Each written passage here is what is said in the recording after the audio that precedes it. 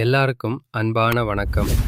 நம்மளுடைய துலாம் ராசி நேயர்களே, இன்னைக்கு நாம பார்க்க போற இந்த முக்கியமான வீடியோ பதிவுக்குள்ள முழுமையா போறதுக்கு முன்னாடி நம்ம எல்லோரையும் காக்கக்கூடிய அந்த தமிழ் கடவுளான முருகப்பெருமானை மனதார முழு பக்தியோட வேண்டி வணங்கிட்டு அப்புறமா இந்த பதிவுக்குள்ள போகலாங்க.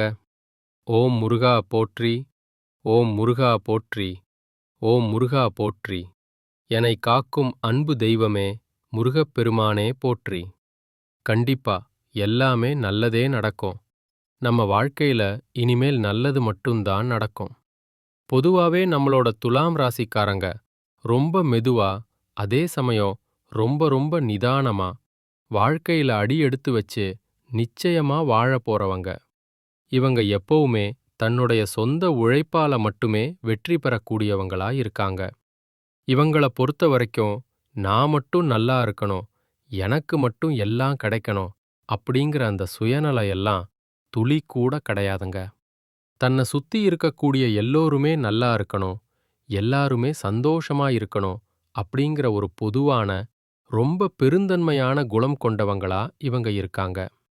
சொல்லப்போனா ஒரு தாயைப் போல மத்தவங்க மேல அன்பு காட்டக்கூடிய ஒரு தூய உள்ளம் கொண்டவங்களா இவங்க வாழ்ந்துகிட்டு இருக்காங்க. குறிப்பா சொல்லணும்னா, வில்லிலிருந்து புறப்பட்ட அம்பு எப்படி தன்னுடைய இலக்கை நோக்கி சரியா பாயுமோ, அதே போல இவங்களுடைய குறிக்கோள் எப்பவுமே தவறாம இருக்குங்க. இவ்வளவு அருமையான நற்குணங்களை கொண்ட எங்கள் அன்புக்குரிய துலாம் ராசிக்கார அன்பர்களே, எல்லாரும் எப்படிங்க இருக்கீங்க? வீட்ல எல்லாரும் நலமா சௌக்கியமா இருக்கீங்களா? எனக்கு நல்லாவே புரியுதுங்க. உங்க மனக்குமுறல் எனக்கு கேக்குது.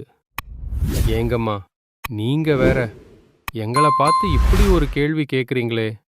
நாங்க எங்க அம்மா நலமா இருக்கோம். இப்ப எங்க வாழ்க்கையில் இருக்கக்கூடிய பிரச்சனைகளை எல்லாம் பார்த்தா நாங்க நலமா இருக்கிற மாதிரியா உங்களுக்கு தெரியுது அப்படின்னு உங்க மனசுல நீங்க நினைக்கிறது எனக்கு நல்லாவே புரியுதுங்க. துலாம் ராசிக்காரர்களே, தயவு செஞ்சு கலங்காதீங்க. உங்க வாழ்க்கையில இப்போ இருக்கக்கூடிய இந்த கஷ்டமான சூழ்நிலை எல்லாமே இனி வரக்கூடிய காலங்கள்ல பனி போல மறைஞ்சு போக போகுதுங்க. உங்க மனசுல நீங்க என்னென்ன ஆசைகள் வச்சிருக்கீங்களோ, என்னென்ன கனவுகள் கண்டு வச்சிருக்கீங்களோ, அது எல்லாமே இனிமே ஒவ்வொன்னா நிறைவேறப் போகுது. நீண்ட நாட்களா திருமணம் ஆகாதவங்களுக்கு அந்த திருமணத் தடை எல்லாமே முழுசா நீங்கி கூடிய சீக்கிரமே கெட்டிமேளம் கொட்டக்கூடிய பாக்கியம், அதாவது திருமணம் நடக்கப் போகுதுங்க. அதேபோல திருமணமாகி பல வருடங்களாகியும் குழந்தை பாக்கியம் இல்லாதவர்களுக்கு இனி அழகான குழந்தை பாக்கியம் கிடைக்கப் போகுதுங்க.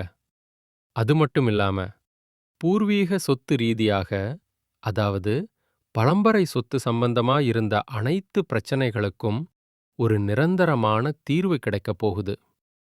உங்களுக்கு வரவேண்டிய அந்த பூர்வீக சொத்து எந்த தடங்களும் இல்லாம இனி பத்திரமா உங்க கையில வந்து சேரப்போகுதுங்க. இனிமே நீங்க புதுசா நிலம் வாங்க போறீங்க, சொந்தமா கார் வாங்க போறீங்க. மொத்தத்துல சொல்லணும்னா உங்க வாழ்க்கையே ஒரு அருமையான பொற்காலமான வாழ்க்கையாக மாறப்போகுது. அது மட்டும் இல்லாம ஏதோ ஒரு காரணத்தால உங்களை விட்டு பிரிந்து சென்ற உறவுகள் எல்லோருமே இனி வரக்கூடிய காலங்கள்ல அவங்களாவே மனசு மாறி உங்களை தேடி வரப்போறாங்க. ஆக மொத்தம் உங்க வாழ்க்கையில் இருந்த அனைத்து பிரச்சனைகளுக்கும் ஒரு நல்ல தீர்வு கிடைக்கக்கூடிய மாதமாக உங்களுக்கு இந்த மாதம் அமைஞ்சிருக்குதுங்கிறத நீங்க மனதார நம்புங்க. நம்மளுடைய துலாம் ராசிக்காரங்களுக்கு வாழ்க்கையில் நடக்கும் எந்த ஒரு நல்ல விஷயமும் பெரும்பாலும் ஒரு நண்பரால் தான் நடக்கும். ஆனா ஒரு சின்ன எச்சரிக்கை, துலாம் ராசிக்காரர்களின் நட்பு எப்பவுமே ஒரு தேவைக்காக மட்டுமே இருக்கணும். எல்லா நேரமும் எல்லா விஷயத்துக்காகவும் நண்பர்களுடன் அதிகமா சேர்ந்திருக்க கூடாது. அவங்க கிட்ட அளவுக்கு அதிகமா நெருக்கம் வேண்டாங்க. ஒரு உதவி முடிஞ்சதுமா இல்லையா, தேவைப்படும்போது மட்டும் கூப்பிடுங்க என்று நாசூக்கா சொல்லிடுங்க. இது ஒண்ணு மட்டும் உங்க வாழ்க்கையில உங்களுக்கு பெரிய பலத்தை ஏற்படுத்துங்க. அடுத்ததா ரொம்ப முக்கியமான விஷயம். துலாம் ராசிக்காரங்க வீட்ல கண் திருஷ்டியோ இல்ல கெட்ட சக்தியோ இருந்தா, அது முதல்ல உங்களுடைய உடலை தான் பாதிக்கும். இதனால உடல் ரொம்ப பலவீனமாகி, எந்த ஒரு வேலையும் செய்ய முடியாத சோர்வான நிலை ஏற்படும். அதனால தயவு செஞ்சு கெட்ட எண்ணம் கொண்டவர்களை உங்க வீட்டுக்குள்ள அனுமதிக்கவே அனுமதிக்காதீங்க. ஏன்னா அவர்களின் அந்த தீய குணங்கள் நிச்சயமா உங்களை பாதிக்கும். நல்ல மனசு இருக்கிறவங்கள, நல்லவர்கள மட்டும் உங்க வீட்டுக்குள்ள விடுங்க. கெட்டவர்கள் உங்க வீட்டுக்கு வந்துட்டு போனாலே அங்க கெட்டது நடக்குங்க. அப்படி உங்களுக்கு மனம் பாதிக்கப்படும்போது, இல்ல சோர்வா இருக்கும்போது, உடனடியா விஷ்மி பூஜை செஞ்சிருங்க. சுமங்கலி பூஜை உங்க வீட்டில செய்யறது ரொம்ப ரொம்ப நல்லதுங்க.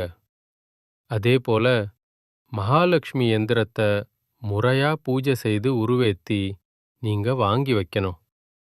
ஓம் ஸ்ரீ முருகா நமக்க அப்படிங்கிற இந்த சக்தி வாய்ந்த மந்திரத்தை தினமும் நீங்க சொல்லிட்டு வாங்க.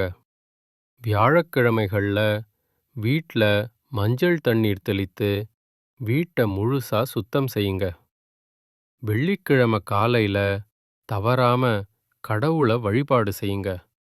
கண்டிப்பா உங்க வாழ்க்கையில நல்லது தாங்க நடக்கும்.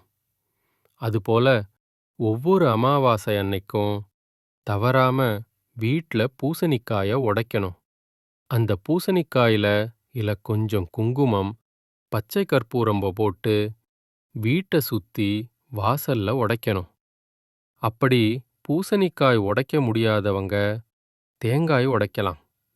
அதுவும் முடியலன்னா வாசல்ல கற்பூரம் ஏற்றி மனதார வழிபடலாம்.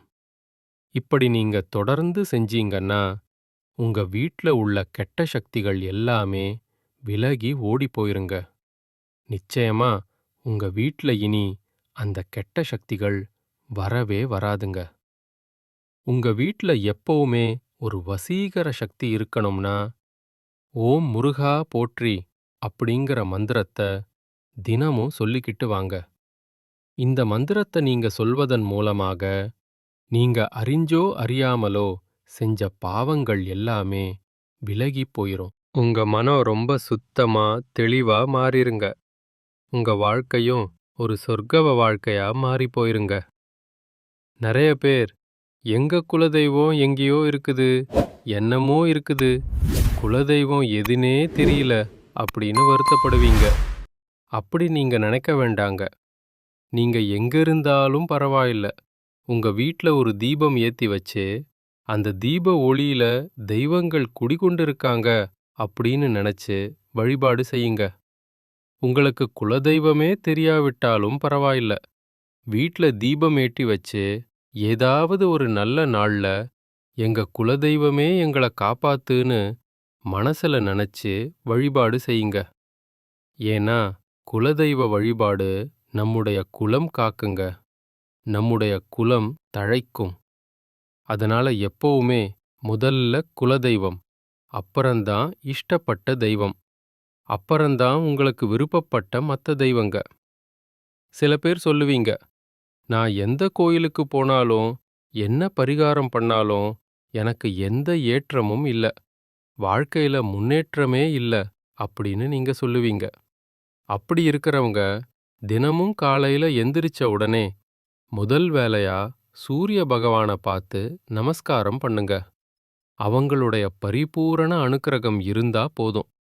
மத்த கிரகங்களெல்லாம் உங்களுக்கு சாதகமா இல்லைனா கூட பரவாயில்லைங்க. அந்த சூரியனுடைய பிரகாசம் உங்க வாழ்க்கையவே பிரகாசமா மாத்திருங்க. அந்த தெய்வீக வெளிச்சம் உங்கள வந்து சேருங்க. உங்க வாழ்க்கையில் இருக்கக்கூடிய கண்ணீர், கஷ்டமெல்லாம் பனி போல கரைஞ்சு போயிருங்க. உங்க வீட்டில் இருக்கக்கூடிய கெட்ட சக்திகள் முழுமையா நீங்கணும்னா, நீங்க கீழே சொல்லக்கூடிய இந்த விஷயங்களை தவறாம கடைபிடிக்கணுங்க. வாரம் செவ்வாய்க்கிழமை அன்னைக்கு தவறாம முருகப்பெருமான வழிபாடு செய்யுங்க. தினமும் மாலை நேரத்துல வீட்ல நல்லெண்ணெய் அப்படி இல்லனா சுத்தமான நெய் ஊத்தி விளக்கு ஏத்துங்க. ஓம் சரவண பவ அப்படிங்கிற மந்திரத்த தினமும் ஒரு 11 முறை பக்தியோட சொல்லிக்கிட்டு வாங்க. வாரம் ஒரு முறை பக்கத்துல இருக்கக்கூடிய அம்மன் கோயிலுக்கு போய் அந்த அம்மன மனதார வணங்கிட்டு வாங்க. அதே போல பிரதோஷ நாட்கள்ல சிவபெருமான போயிட்டு வணங்கிட்டு வாங்க. முக்கியமா செவ்வாய்க்கிழமை அன்னைக்கு அசைவம் சாப்பிடுறத தவிர்க்கிறது ரொம்ப ரொம்ப நல்லதுங்க. கோயில்ல குங்கும அர்ச்சனை செய்யறது உங்களுக்கு ரொம்பவும் நல்லதுங்க. வீட்ல எப்பவுமே கொஞ்சம் வேப்பிலைய வச்சிருங்க. இது கெட்ட சக்திய விரட்டும். நவக்கிரகத்துல செவ்வாய் பகவானுக்கு வழிபாடு செய்யுங்க. வீட்ல கண் திருஷ்டி போக ஒரு திருஷ்டி பொம்மைய வாசல்ல தொங்க விட்டுருங்க. செவ்வாய்க்கிழமைகள்ல முடிஞ்ச வரைக்கும் சிவப்பு நிற உடை அணிஞ்சுக்கோங்க. நெற்றியில எப்பவுமே குங்குமம், சந்தனம் வச்சுக்கோங்க. வலது கையில ஒரு செம்பு காப்பு போட்டுக்கோங்க. இது உடம்புக்கு ரொம்ப நல்லது. வாரத்துக்கு ஒரு முறை கொஞ்சம் கடுகு, உப்பு வச்சு உங்களுக்கு நீங்களே திருஷ்டி சுத்தி போட்டுக்கோங்க. வீட்ட தினமும் சுத்தமா, சுகாதாரமா வச்சுக்கோங்க. உடைந்த கண்ணாடி துண்டுகளோ, பழைய உடைந்த பொருட்களோ இருந்தா தயவு செஞ்சு அதையெல்லாம் உடனே வீட்டிலிருந்து அகற்றிருங்க. நீங்க வெளியே எங்கேயாவது போறதுக்கு முன்னாடி உங்க இஷ்ட தெய்வத்த மனசுல நினைச்சிட்டு கும்பிட்டுட்டு வெளியில கிளம்புங்க. காரியம் ஜெயமாகும். சரியான நேரத்துல, அதாவது உறங்குற நேரத்துல சரியா உறங்குங்க. காலையில எழுந்ததும் வெறும் வயிற்றில கொஞ்சம் வெந்நீர் குடிங்க. வாரத்துக்கு ஒரு நாளாவது நல்லெண்ணெய் தேய்த்து தலைக்கு குடிங்க. முக்கியமா கோபத்தை எப்பவுமே கட்டுப்பாடோட வச்சுக்கங்க.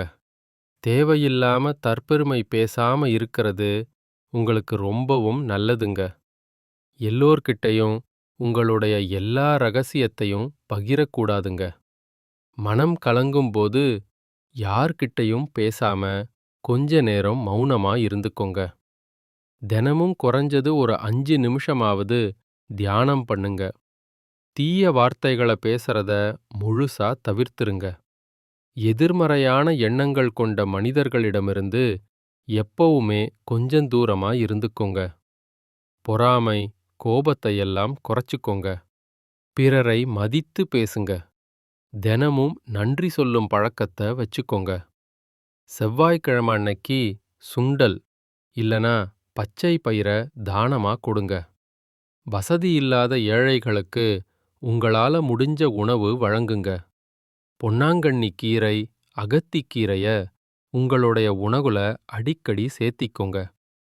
காரம் அதிகமா சாப்பிடாதீங்க. முடிஞ்ச வரைக்கும் காரத்தை தவிர்த்துக்கோங்க. வாரத்துக்கு ஒரு நாள் சமைச்ச உணவு இல்லாம பழம் மட்டும் சாப்பிடுங்க. வெல்லம் கலந்த நீரை தினமும் குடிங்க. சிவப்பு நிற பூக்களை கோயிலுக்கு தானமா கொடுங்க. வீட்ல தினமும் விளக்குக்கு முன்னாடி நீர் வச்ச எலுமிச்சை மிளகாய வாரம் ஒரு முறை தவறாம மாத்துங்க. இரவு தூங்குறதுக்கு முன்னாடி உங்க இஷ்ட தெய்வத்தை நினைத்து பிரார்த்தனை பண்ணிட்டு அப்புறமா தூங்குங்க. அடுத்ததா செவ்வாய்க்கிழமை மாலை நேரத்துல நீங்க செய்யக்கூடிய ஒரு முக்கியமான பரிகாரம் என்னன்னு பார்க்கலாம். ஒரு எலுமிச்சப்பழம், 2 கிராம்பு, ஒரு பச்சை மிளகாய், இது மூணையும் வாசல்ல வச்சு விளக்கு ஏற்றி முருகப்பெருமான மனதில் நினைத்து வேண்டிக்கோங்க. இத செய்யறதுனால உங்க வீட்டில் இருக்கக்கூடிய கெட்ட சக்திகள் எல்லாமே உடனே விலகி போயிரும். உங்களுடைய குடும்பத்துல இனிமே எல்லாமே நல்லது தாங்க நடக்கும். ஒருவேளை உங்க வீட்டில் தீய சக்திகள் இருந்தா நீங்க வீட்ல என்னென்ன தெய்வ புகைப்படங்களை வைக்கலாம் அப்படிங்கறத பத்தி இப்ப தெரிஞ்சுக்கலாங்க. காஞ்சி காமாட்சி அம்மன் தீய சக்திகளை அழிக்கக்கூடிய பெரிய சக்தி இந்த தெய்வத்துக்கு இருக்கு. இவங்கள வீட்ல வச்சா தைரியம் மற்றும் பாதுகாப்பு தரக்கூடியதா இருக்கும்.